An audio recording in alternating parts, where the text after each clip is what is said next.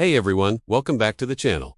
Tonight's story starts in a place most of us have been to 1,000 times without thinking twice. A small convenience store on the edge of town. The kind with buzzing fluorescent lights, scuffed tile floors, and a bell over the door that rings a little too loud. It was closing time, just past 11, and the air outside was thick with summer heat and the quiet that settles in when most people are already home. Behind the counter stood a young cashier named Lily. She was barely 20. Working her way through community college, saving every dollar she could. Her shift had been long, her feet hurt, and she was counting the minutes until she could lock the door, finish her closing checklist, and walk home to her tiny apartment 2 blocks away. Lily had worked late plenty of times before, but something about this night felt heavier, like the silence itself was watching her. Earlier that evening, a group of bikers had come in, not the kind you see pedaling around parks, but real bikers' leather jackets, heavy boots, patches stitched onto their backs, engines that growled like thunder when they pulled up. When they first walked in, Lily's heart had jumped into her throat. She'd grown up hearing stories, rumors, stereotypes. Her hands shook slightly as she rang up their snacks and drinks, but they surprised her. They were polite. One of them cracked a dumb joke about the price of energy drinks. Another held the door open for a customer leaving. They paid in cash, nodded at her with quick smiles, and moved toward the back of the store, where there was a small seating area and a bathroom. Lily assumed they'd be gone soon. Time passed. Customers thinned out. The clock crept closer to closing. Lily locked the front door and flipped the sign to closed, letting out a quiet breath of relief. She started counting the register, her mind already drifting to the leftovers waiting in her fridge and the comfort of her bed. That was when she heard the door handle rattle. Her heart skipped. The door was locked, but someone outside was testing it. Then came a knock, hard, impatient. "Hey," a voice called from outside. "We know you're in there." Lily swallowed. Store policy said, once the door was locked, you didn't open it for anyone. She glanced at the security monitor. 3 men stood outside. They looked rough in kempt hair, dark hoodies, despite the heat, eyes darting around the empty parking lot. One of them kicked the door lightly.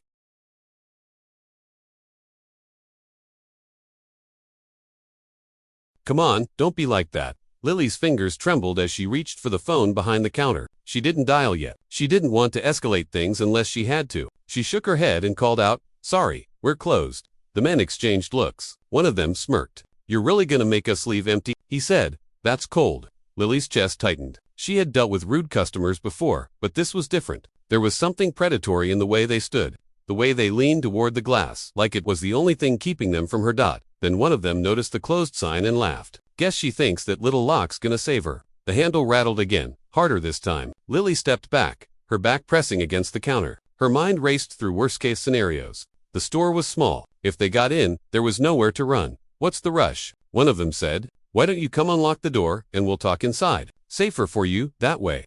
The words sent a chill through her. Safer for you. Lily shook her head harder, her voice barely steady as she repeated, "I can't. The store is closed. Please leave." For a moment, it seemed like they might actually listen. But then another stepped closer to the glass, his face inches from it, eyes narrowing as he looked her up and down. "You don't have to be scared," he said softly, too softly. "We just want to talk." That was when Lily noticed something on the security monitor that made her pause. In the back of the store, near the seating area, the bikers were still there. She'd almost forgotten about them. They were sitting quietly, finishing their drinks, talking among themselves in low voices. One of them stood near the bathroom door, stretching his arms. Another checked his phone. They hadn't moved toward the exit yet. Lily's heart pounded. She didn't know them. She didn't know if they'd help. She didn't even know if involving them would make things worse. But right now, they were the only other people in the building. Outside, the men grew bolder. One of them started pounding on the glass with the flat of his hand. "Open up," he snapped. "You think you can just ignore us?" The sound echoed through the store. Lily flinched. Tears burned in her eyes, but she forced them back. She reached for the phone again, this time ready to dial emergency services. Before she could, the pounding stopped, not because the men had left, but because a shadow fell across the glass from inside the store. One of the bikers had stood up. He was tall, broad-shouldered, his leather jacket creaking as he moved. He didn't rush. He didn't shout. He simply walked toward the front, his boots heavy against the tile. Another biker followed him. Then another. Soon, all of them were standing a few feet behind Lily, their presence filling the space like a wall. Lily turned, startled. The tall biker met her eyes. His expression was calm, steady. "You okay, kid?" he asked quietly. Lily nodded, though her throat was tight. They won't leave," she whispered. The biker's jaw tightened. He turned to the glass, his gaze locking onto the men outside. From the other side, the men froze.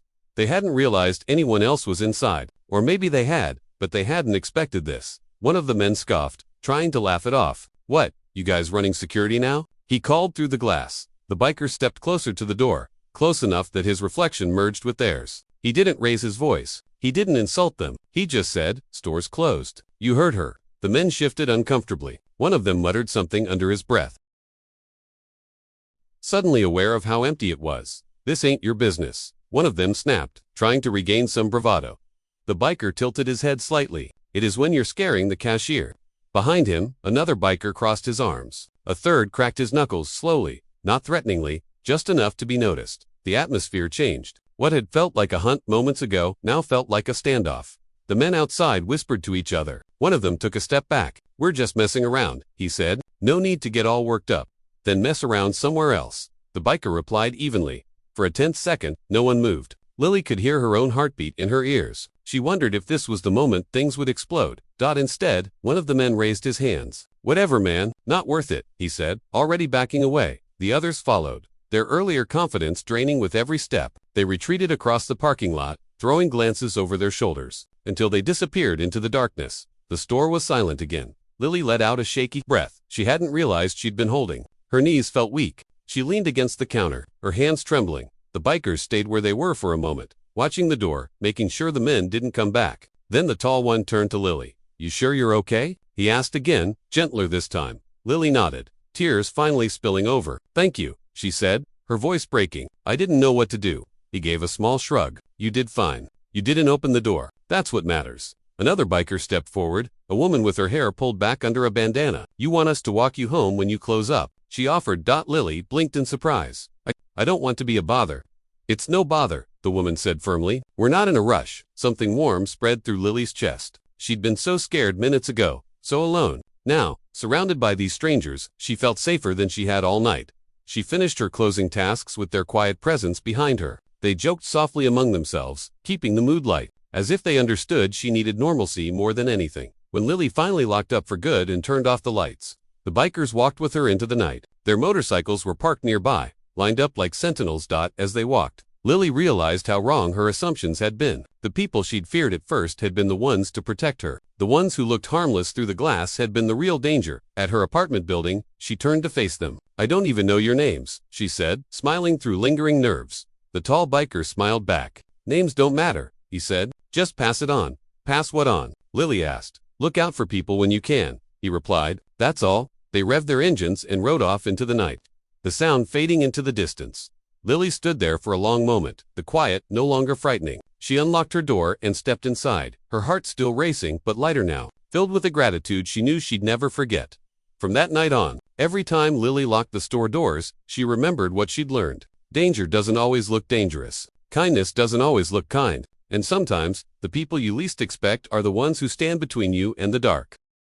If this story moved you, if it reminded you that there's still good out there watching quietly, hit that like button. Share it with someone who needs to hear it. And remember, you never know who might be standing just out of sight, ready to step in when it matters most.